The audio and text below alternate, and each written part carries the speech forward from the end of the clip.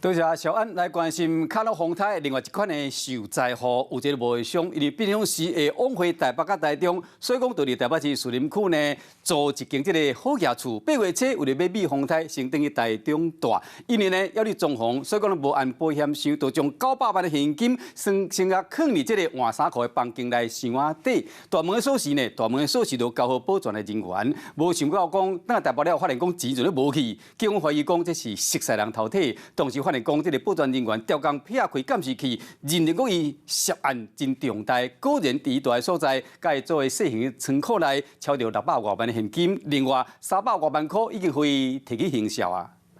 好业厝保全行入电梯，无第一时间就起老站，颠倒是向外口袅袅上，确定无人发现，或者是甲对，佮双手举悬悬，比出一个胜利的手势，看起来是真欢喜。严哥马上就冷静落来，行出电梯，到地下室的停车场。这个时阵，伊的手加掼一卡大地啊，内底是底满900万的现金，哪行手佮哪海，态度是真轻松。行伫大路顶嘛，无马上来离开。严哥伊身躯顶的遮尔侪钱，其实拢是好业厝的住户藏伫厝内底的。他先行偷了大概2万块，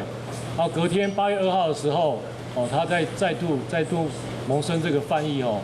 然后再进去偷30万。被害人是无业商，5月份用每个月20万块，将台北市树林区的好业厝甲租落来，为着避卡路风台移动去台中。不过因为厝内要装窗仔里收水电，就将厝内锁匙交代互保全。想袂到8月初1迄天，有11个工人来装第4台，保全将房间抓箱仔内底900万，缀入去塑胶袋仔，放伫逃生梯、转顶、拢行楼梯，颠倒互警方去怀疑。有投资失利，大概欠债大概上千万所以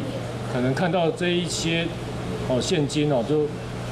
那个萌生犯意保全专工甲钱藏过来所在藏，不过犯案的过程拢超工闪开监视器的镜头，颠倒变成是警方破案的关键。除了300万已经提起行销，剩的600万全部约倒转来。无业商平常时伫台北、台中两边走，想袂到美一个风台煞美袂过保全的歹心。Hello， 我是郑雅芳。想要抢先掌握最及时的新闻资讯吗？赶快订阅、按赞、开启小铃铛，锁定华视新闻 YouTube 频道。